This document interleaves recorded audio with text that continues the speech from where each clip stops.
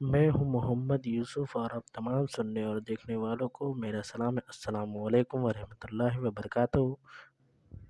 کیا آپ جانتے ہیں کہ ترکی کی سلطنت عثمانیہ ابھی تک کے مانو اتہاس میں سب سے زیادہ وقت تک قائم رہنے والی سلطنت تھی؟ سلطنت عثمانیہ کی سرحدیں ایشیا سے لے کر یورپ تک اور افریقہ تک پھیلی ہوئی تھی۔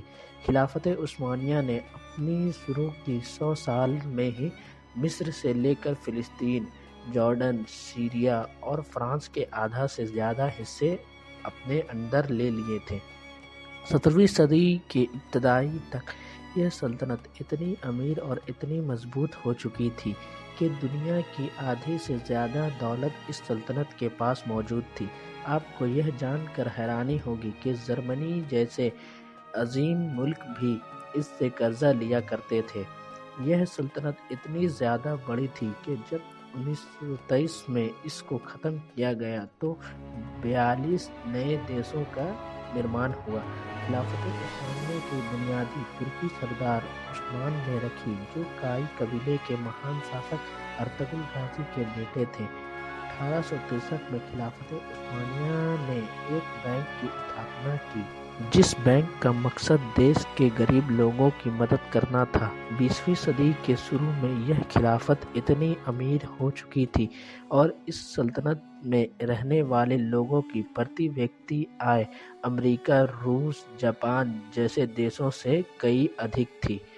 آپ کو جان کر حیرانی ہوگی کہ ہندوستان میں مغل سلطنت کی بنیاد رکھنے والا بابر بھی جن توپوں کو لے کر ہندوستان آیا تھا وہ اس نے سلطنت عثمانیہ سے ہی لی تھی۔ اور آپ کو بتاتے چلیں کہ سلطنت عثمانیہ نے دنیا کی سب سے زیادہ ڈاکٹر اور ویگیانک دیے تھے، اور دنیا کا پہلا سرجیکل اٹلار عثمانی ویگیانک شرف الدین نے ہی بنا کر تیار کیا، اور شرف الدین نے ہی بچوں میں ہونے والی بیماری ہائیڈروسیفلس کا علاج دیا۔ اور آپ کو جان کر حیرانی ہوگی کہ اسی ڈاکٹر شرف الدین نے ہاتھ کی سرجری کے بعد اس پر لکڑی باندھنے کی پرمپرا شروع کی، جو آج پوری دنیا اسے نبھاتی آ رہی ہے۔ آپ کو شاید جان کر حیرانی ہوگی کہ اس وقت دنیا کی زیادہ تر پڑھی لکھی آبادی استنبول میں رہتی تھی، اور دنیا کے عظیم اسکول اور عظیم یونیورسٹی سلطنت عثمانیہ کا حصہ ہوا کرتی تھے۔ خلافت عثمانیہ ہی وہ سلطنت تھی کہ جس کے ہر مسجد اور ہر مدرسے میں بڑے سے بڑی لائبریری موجود تھی۔ سلطنت عثمانیہ نے ہی ایک اخلیص نامک جماعت کی شروعات کی، جس کا کام ہوا کرتا تھا کہ وہ انیک دیشوں میں جا کر غریب لوگوں کے اپنی آرتھک مدد کرے۔ اس وقت خلافت عثمانیہ کی فوج دنیا کی سب سے طاقتور فوج تھی۔ آپ کو جان کر حیرانی ہوگی کہ بارود سے چلنے والی توپوں کا آوشکار بھی عثمانیوں نے ہی کیا تھا، اور پانی کی جہاز میں بارود لگانے کا آوشکار بھی عثمانیوں نے ہی کیا تھا۔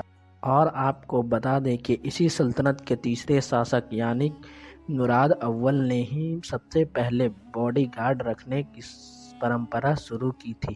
یہ ان کے پرسنل باڈی گارڈ تھے۔ ناظرین، سلطنت عثمانیہ نے قریب 500 جنگیں لڑیں، اور اس میں زیادہ تر جنگوں میں ان کو فتح ملی تھی۔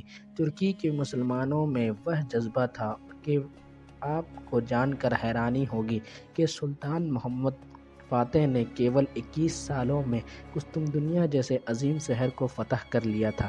1923 میں بھارت میں مولانا محمد علی اور مولانا محمد شوکت علی کے نیترتو میں خلافت آندولن شروع ہو گئی۔ آپ کو جان کر حیرانی ہوگی کہ ترکی آج بھی ہندوستان کے مسلمانوں کو ایک عظیم نگاہ سے دیکھتا ہے۔ السلام علیکم۔